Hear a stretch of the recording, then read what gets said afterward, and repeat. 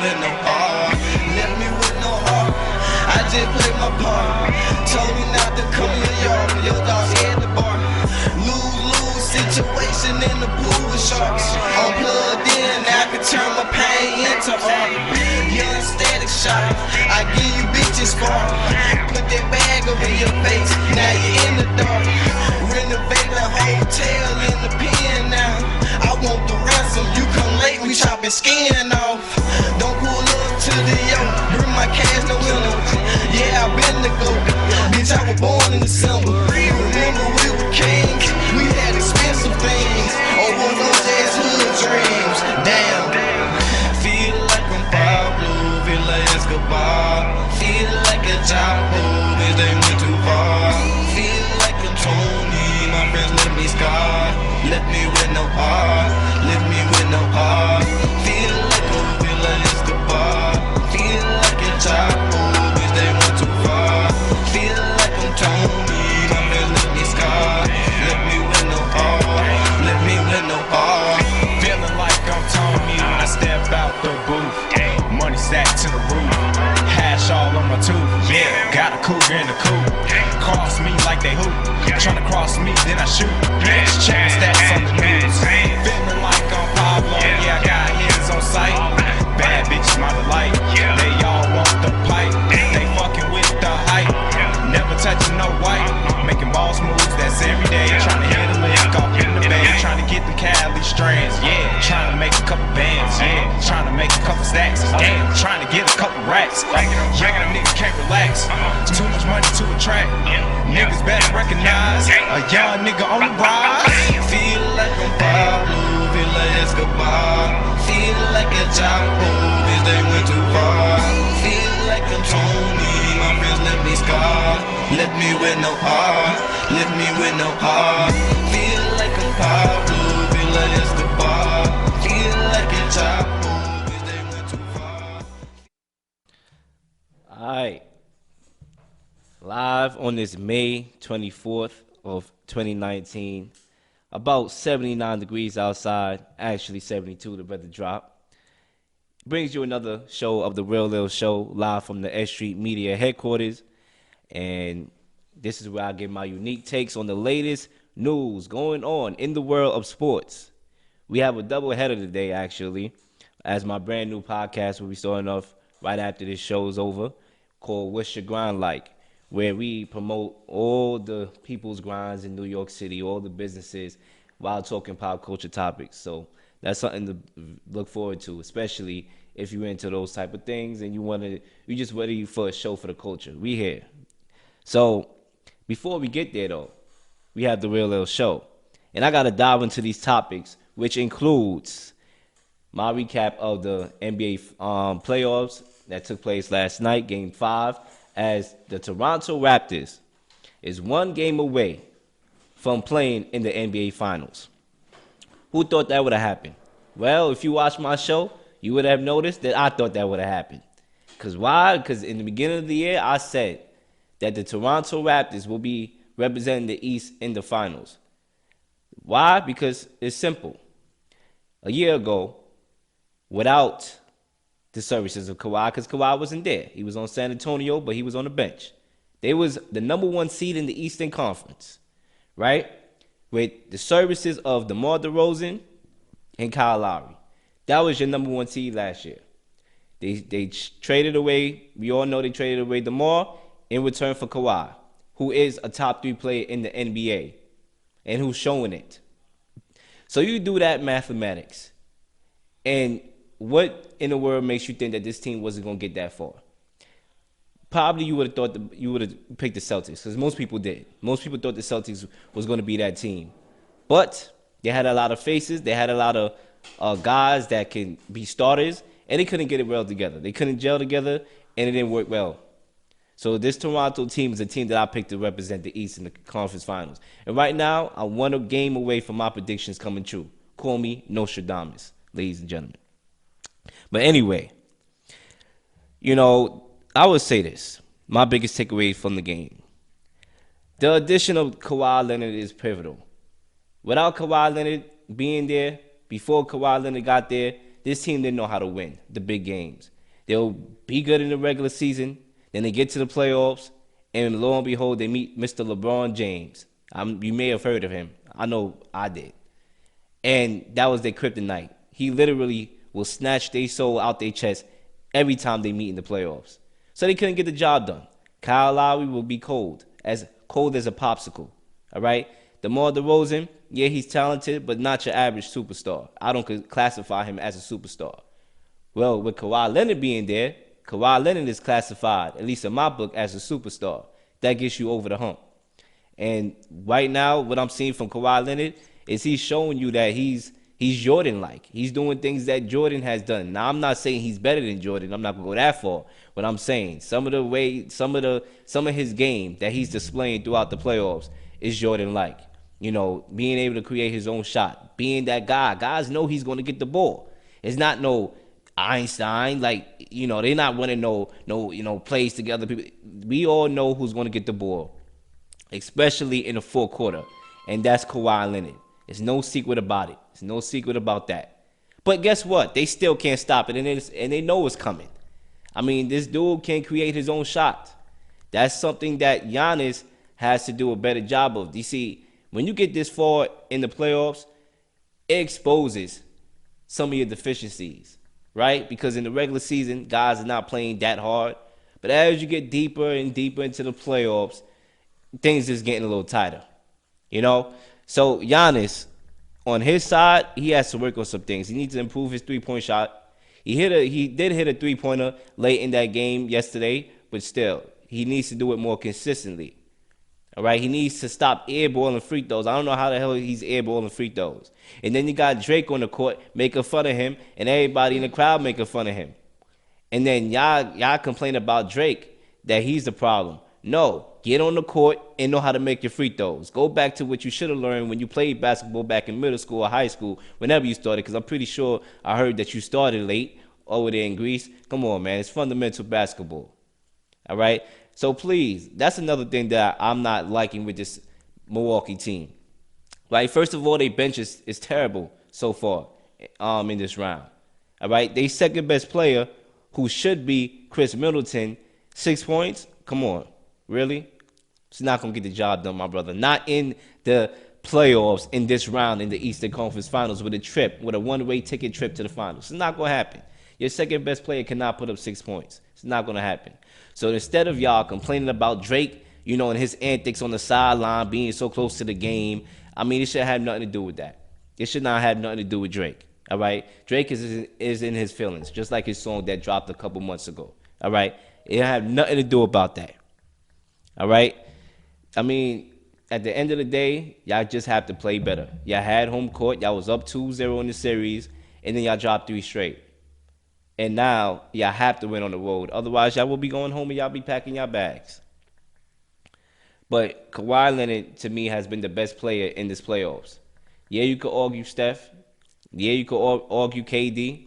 But obviously, KD got hurt. And even with KD, let's say KD didn't get hurt and he was still playing, I still would have said Kawhi Leonard was the best player. I mean, he's been doing it all.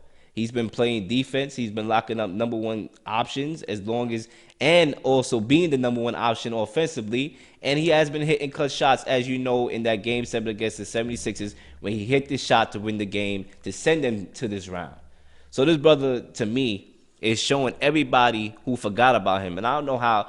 Well, I do know how, because we do live in that type of generation where, you know, somebody get hot, then we forget about the person that was hot before him. And you know how the trend is. Whoever's hot at the right time is the GOAT.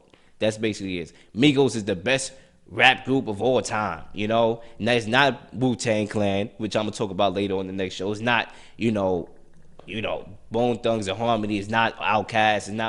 It's Migos. Migos is the best rap group of all time. You know, that's the type of generation we live in. So people forgot about Kawhi Leonard. But Kawhi Leonard is showing these folks, these same people that forgot about him, that yes, he's still an elite player in the league, and he's probably top 3 in the league. In my list, he's definitely top 3 in the league. All right, I call him the silent killer because the brother don't say much, but he knows how to perform. He lets his game do the talking, not like these other cats out here. So, yeah, people forgot about him. I didn't. That's why I picked him to go to the finals. So I said, all right, he missed a couple games last year, mainly the entire season. But at the end of the day, I knew this brother had something in him, and I knew he had something to prove. So he's doing that. But listen, if this Toronto team is not going to play better, the bench is not going to show up, Chris Middleton is going to be cold, then they might as well just pack their bags up and not even show up. All right? If they're going to continue to keep complaining about Drake, all right? I mean, unless you want to send somebody to kidnap the guy for 2 days, all right, till the season is over, and then let him go, then you can't. There's nothing you could do about it. They have to get back to playing basketball. Giannis has to work on a couple things in his game, and he needs to stop airballing free throws because it's not going to work. But yes, Fred VanVleet, he had an excellent game yesterday. He put up 21 points, 7 of 9 from three-point land. I mean, that's a guy from the bench stepping up. Kyle Lowry did his thing also, scoring in the range of 20 points. Kawhi Leonard, 35 points, 7 rebounds, and 9 assists. Like I said, doing it all. So the Raptors have more help than the Bucks do. The Bucks bench is not performing well.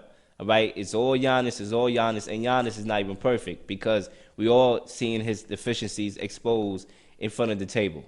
So they got to figure out what they got to do because it's Game 6, all right, this Saturday in Toronto. And if they don't win this game, they going home. That's it. All right, it's no do-overs, no referee, league, can I get a do-over? No, it's none of that. They have to win on the road. And I believe they won't win on the road. I believe losing, first of all, when they lost that game previously, before this game that they lost, you saw it in the locker room. You even heard reporters that normally be in the locker room say the air was out of there. All right, they had no air in that room. Everybody looked like, a candy was stolen from a little baby. That's what it looked like. So I had a feeling that they was going to come out in this game and look flat. And they did. They lost 3 straight. And you got to do a better job, all right, in convincing me that you're going to win this game on the road. I'm not doing it. I think Toronto takes this game. I think Toronto represents the East in the finals, and they will play the Warriors. And, the Warriors may be without KD. Because there are all reports that KD may not be, ready for Game 1 along with Boogie, the Boogie Down cousin. They're not going to be there. All right, in Game 1. So the Toronto Raptors, if they can win this game, and they must win this game too, because if they lose this game, then all the momentum is going to go back to Milwaukee in a Game 7 at home. And I'm just not taking Toronto in a Game 7, with all the momentum going back. I mean, it's possible, but they need to get this game. So I believe they will, and I believe that will be your 2 teams representing the East and the West in the finals right there, the Toronto Raptors and the Warriors. But we have yet to see. And we will see this Saturday on TNT at 8:30. So tune into that. But next, I want to get into my reactions to KD and Chris Broussard, who has been going at it. So, it's crazy because Chris Broussard seems to be one of those chill dudes that he knows his basketball. He doesn't get into it with a lot of dudes like that, really, to be honest with you. But, he got into it with KD. Because basically on the show, I believe it was Undisputed, but don't quote me on that. I'm not sure because he do be appearing on a lot of shows. But I believe it was Undisputed where he said that KD's worst nightmare is coming true as the Warriors are winning without him. KD clapped back on Twitter saying, I see a little exaggeration there, buddy. My worst nightmare, huh? You sure that's as worse as it could get? KD clapped back again. He didn't, he literally did a 2 clap back. He was like, you're right, let me chill before my sensitivity start flaring up. You a real one, bro.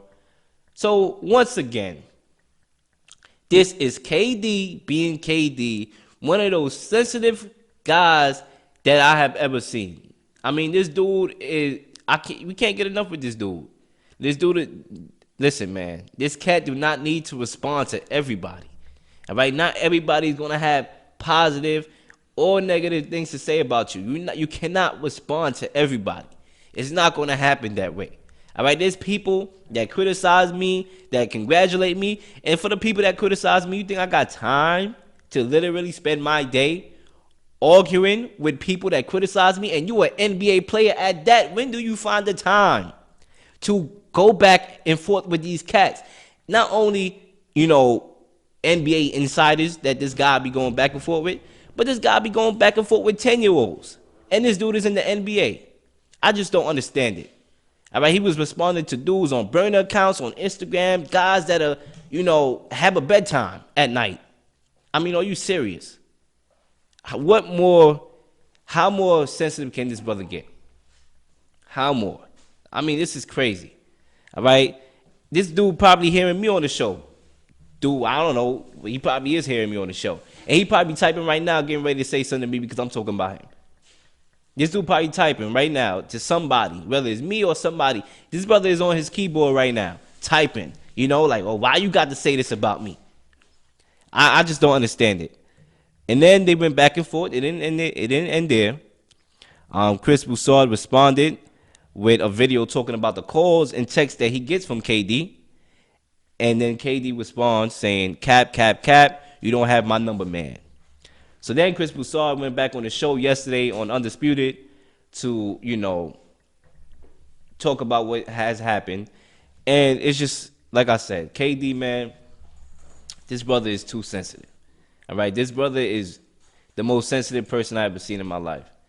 And I feel like as an NBA player, as an NBA star, you may go down as one of the top 10 best players of all time, possibly. You don't need to be going back and forth with people that's criticizing you. Me, I like criticism, actually. I enjoy criticism. Why? Because then it makes me more hungry. But I don't have to respond. I could listen, and I could agree or I could disagree. But I don't got to literally find time out my schedule. And I do got some time on my hands because I'm not an NBA player. I'm not on the road all the time. I don't know how, like I said, I don't know how he does it. But he does it. And it needs to stop. Because at the end of the day, I would say this. He do play ball, though. When it's time for him to get on the court, he do play ball. He doesn't let it get to him. But at the same time, how bad does it look? So now, this leads me to believe, how much implications it can have on his free agency. Because the brother about to be a free agent. So there's a lot of talk saying that, he took the easy way out. He joined the 73-win Warrior team. And, he needs to leave in order to validate himself amongst the greats of all time. So with a sensitive guy like that, I would think that, he will be hearing that. Obviously, he does hear it. And he will probably let that factor into his decision to leave. So now the question comes, does he stay or does he go? And if he goes, where does he go? And that leads me to the next branch of this topic of where KD possibly could go. Because, there's still a chance he could stay with the Warriors. Do I think that's a good idea? No. People going to be like, what do you mean it's not a good idea? They about to win a championship again. Well, my brother, to me, obviously he's going to get a third ring this year. To me, after winning championships, it's about me personally, completing my legacy. That's what it's about for me. I don't know if KD wants the same thing. He did take an easy way out. As much as I wanted to vouch for the brother, because I felt sorry for the brother after all the crucifixion his brother was getting through the media conglomerate and everybody else, I felt sorry for the guy. So I try to, try to be like, well, the Warriors, they do shit aboard well. It is a good culture over there. It's San Francisco, the Bay, pretty girls out there, Cali girls out there. I mean, come on, who wouldn't want to go there? I try to do that. But at the same time, as a sports analyst, I got to be real when I got to be real. And this is the Real Leel Show. So the brother did take a cheap move. He did go to a 73-win team, being the best player in the league. So, to me, he got to go. He should want to challenge himself. I had this conversation with a couple of my friends. They're like, yo, why should he go? The Warriors, he could get his shots off. He could win more championships. And he don't got to worry about a lot. Well, my brother, you got to challenge yourself.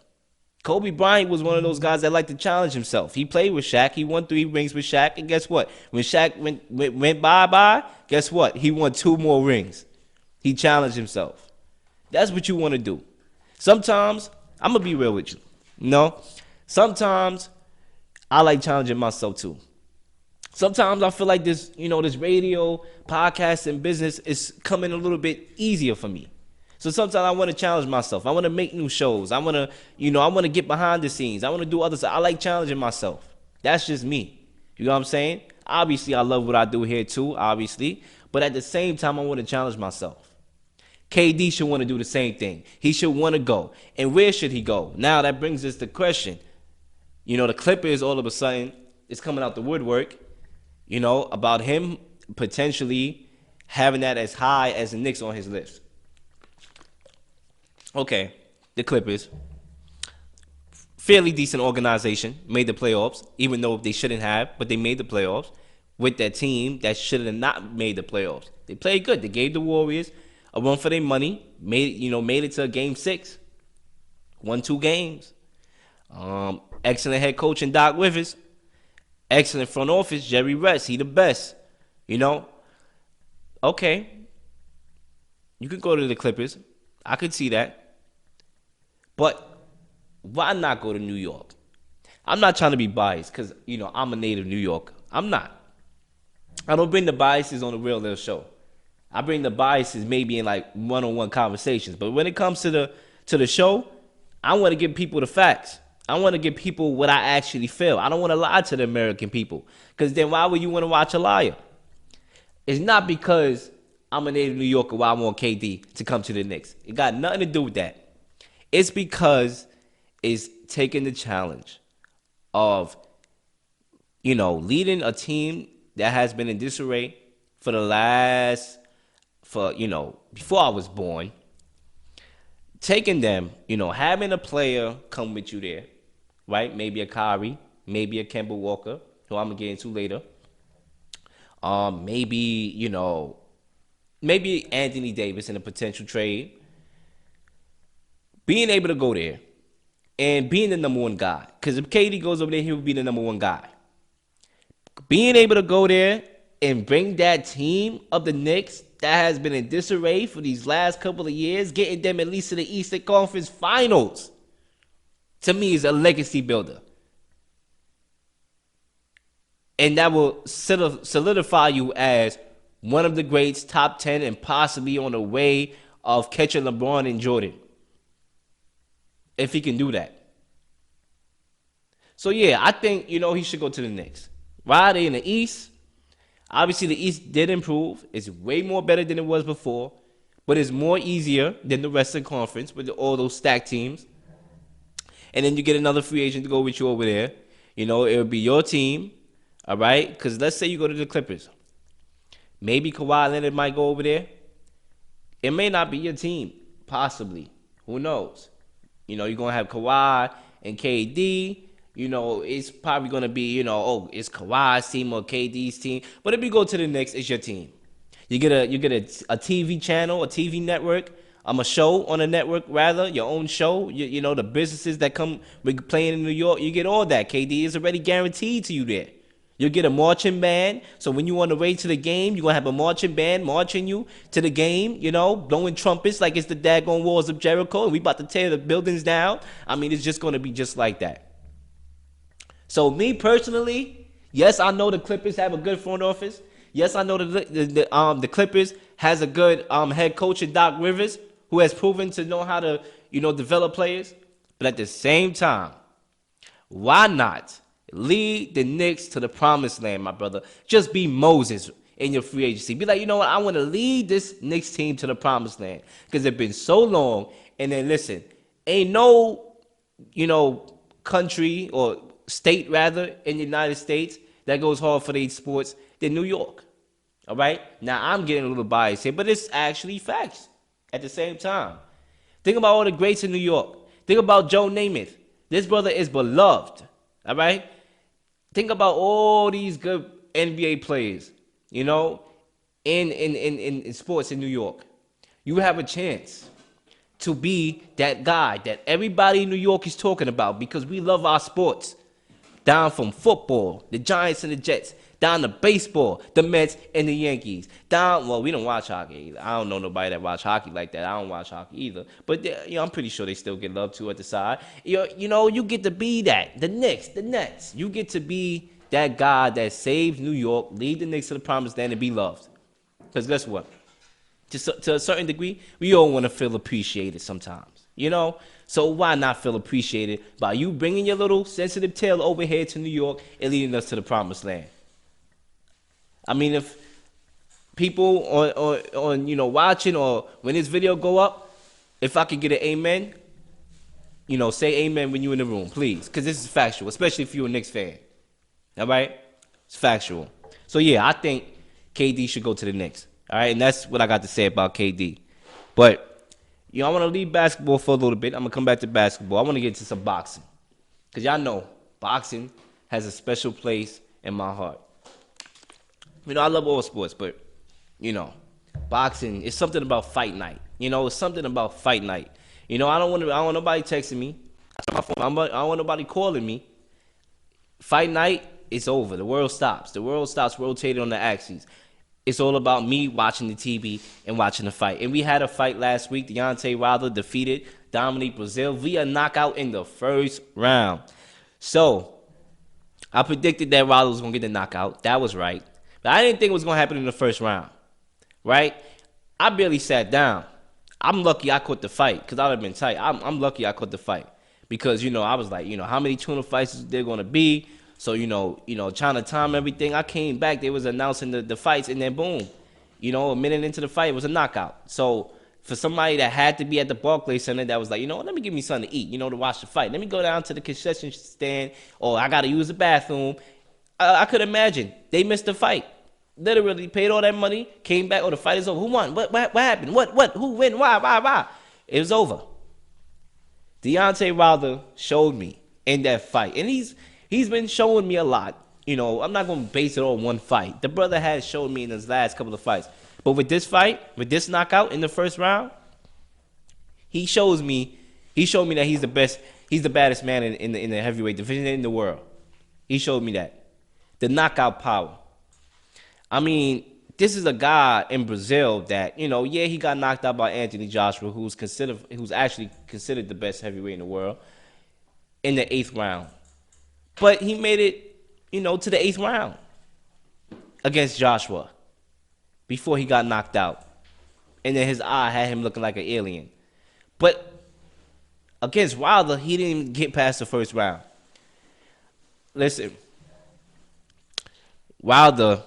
First of all, when Wilder had the first attack early in that round, Dominique Breazeale, he battled back. He caught him with a couple good shots to let him know that, listen, I'm not going nowhere. It's going to be a fight. But after that, when Wilder two-pieced his cat, hit him with a right, it was over. I heard that. It sounded like a gunshot almost. It's almost like this brother got hit by a train. He was night-night. It was over. The referee should have read him a bedtime story and called it a day. It was done. It was over. So this guy, Wilder, obviously the power is real. The power is real in that right hand of Deontay Wilder. To me, a lot of people, obviously is split. Some people think Anthony Joshua will beat this cat, and it's hard to say, because these are two guys with different styles, and I'm just ready to see the daggone fight already. But listen, Brazil, man, this dude, look, he don't deserve to be in no more title shots. This cat cannot go up against Wilder and the rest of those cats. Wilder is too good. He showed me a lot. He went to the body, a little bit. Obviously, the fight didn't last that long, so it was hard to see if Wilder improved in a lot of his game, after that Tyson Fury fight. Because the fight just ended in the first round. There's not a lot of film to see. So let's say if Wilder do face a Luis Ortiz or Tyson Fury, because I don't believe this Anthony Joshua fight happened anytime soon, these guys won't be able to look at that tape. Because it's basically nothing on the tape. It was a first round knockout. Not a lot of stuff to look up. Not a lot of tape to watch when you're preparing for a fight. But from what I did see, Wilder seemed like he wanted to go to the body, and we don't see Wilder go to the body like that. He hit him with a couple body shots.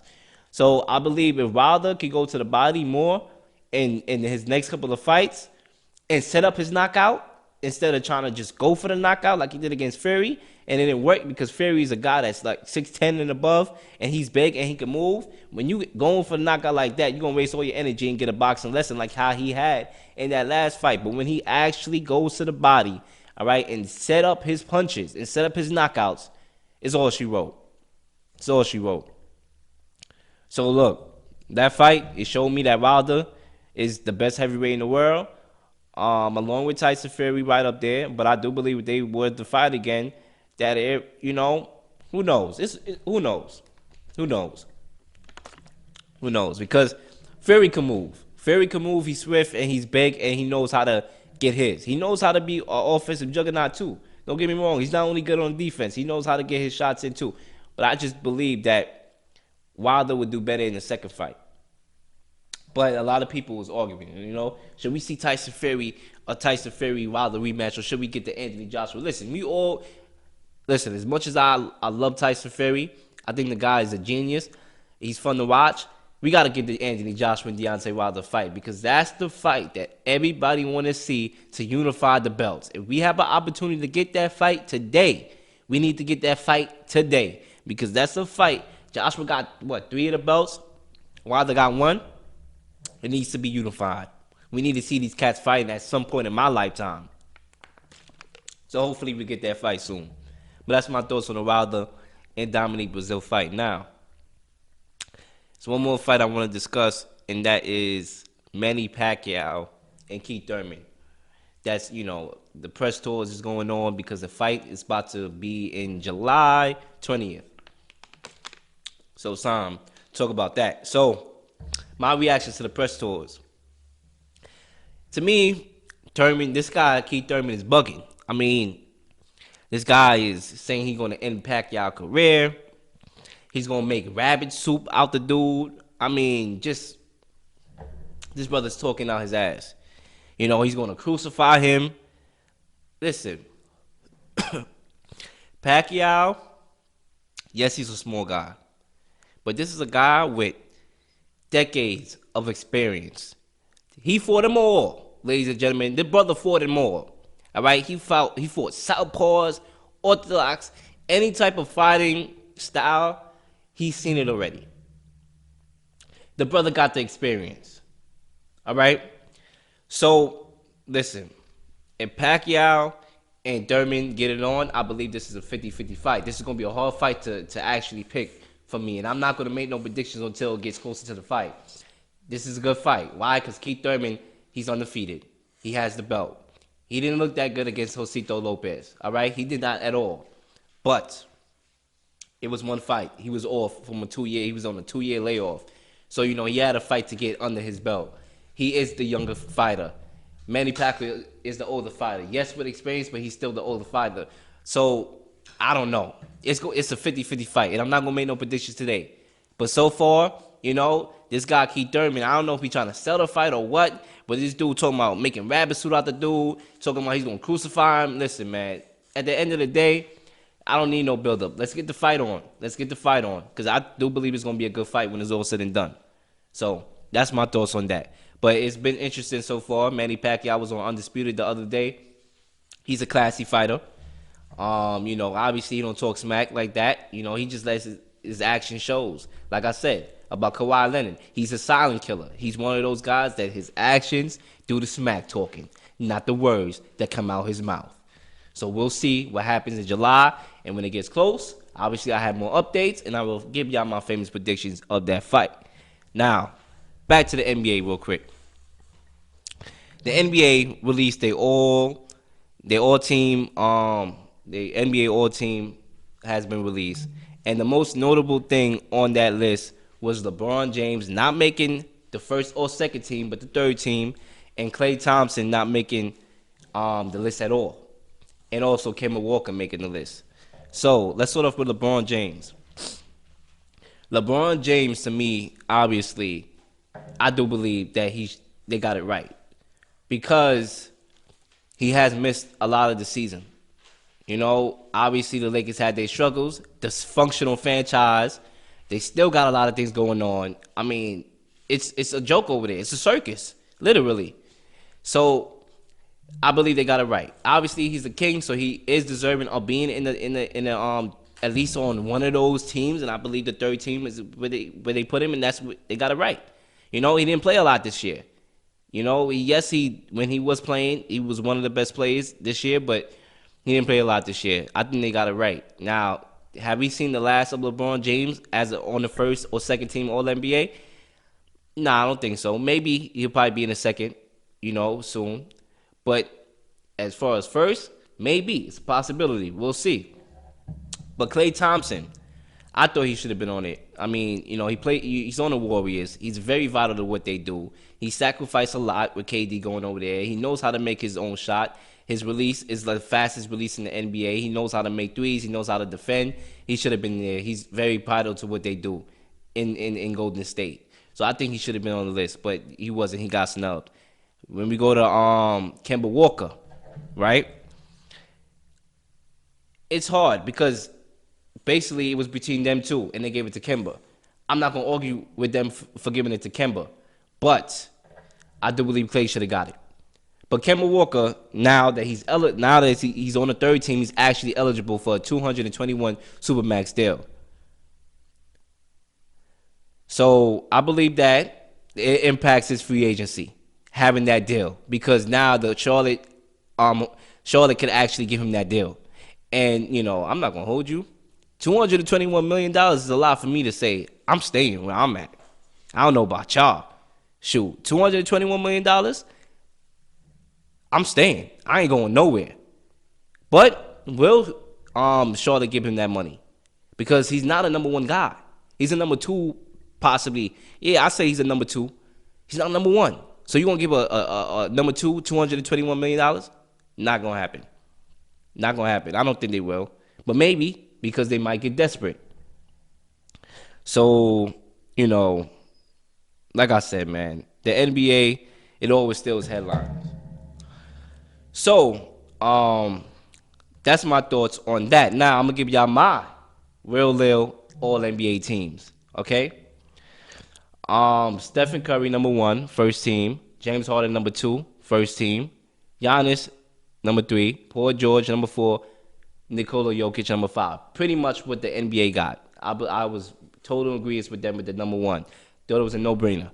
Number 2, second All-NBA team. Damian Lillard, Kyrie Irving, Kawhi Leonard, Kevin Durant, Joel Embiid. Once again, I do agree with the NBA. They got it right with the first and number 2. Now, where it differs is the number 3 All-NBA team. I do agree, Russell Westbrook. But instead of Kemba, which I say could go either way, I'm going to go with Klay Thompson for all the reasons that I just stated previously. LeBron James, number 3. Lauren, I said Lauren. I'm about to say Lauren. LaMarcus Aldridge and Rudy Gobert. Obviously, you could have gave it to the Cat, Karl Anthony Towns, but I do believe Rudy Gobert, what he does defensively, what he did for the Jazz team, and the Jazz team made the playoffs. Karl Anthony Towns didn't.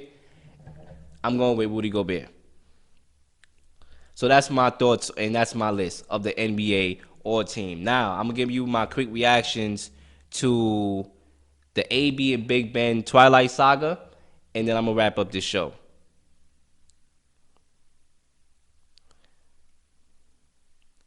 All right. Let me tell y'all what I think about this Twilight Saga, because that's exactly what it is. Listen, y'all know, if y'all tuned into my shows already, Big Ben is a guy that, I criticize. I don't think that he's a good leader. I think that, Antonio Brown, we all know he's a diva. But finally, this brother actually decides to apologize. Well, okay, it's been how many months later? Antonio Brown is ready on a new team, and the brother just finally wake up and apologize about, I could have done things different. I could have called him. I shouldn't have publicly criticized him.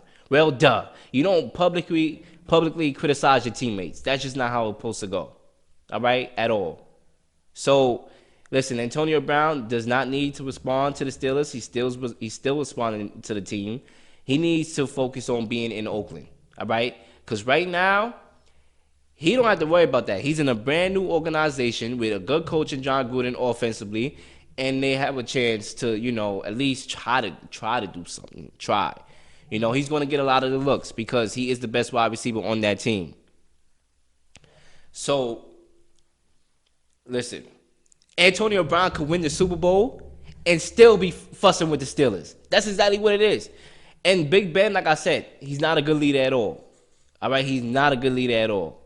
So, to me, listen, I just about had it with this Twilight Saga up in the Steelers land. All right, I really do, and I do believe that Juju Mix-Juice is a yes man. He's a yes man. Obviously, he's going to be the number one guy, and that's why he defended Big Ben the time when he defended him on Twitter or whatever. He's a yes man. We all have one of those yes men, people that we know of. Because at the end of the day, it's America. We trying to make money. So yes, we're a yes man. Okay, yes man. All right, he's a yes man. That's exactly what this brother is. He's gonna do whatever it takes for him to get looks, get the ball, and do what he gotta do. And like I said, Big Ben, I think he needs to be a better leader in order for his team to win. Yeah, we know he's a good quarterback. Yes, we know he could put up MVP style of numbers. But at the same time, you got to be a leader, especially with you being the quarterback. When you're the quarterback, you automatically leader. You need to play like a leader, and that's what I got to say. And that wraps up my show for the day, The Real Leel Show. And in a couple minutes, we got my new podcast coming up. What's Your Grind Like? It's going to be a good podcast. You want to tune into it, and we go get things done, and we'll be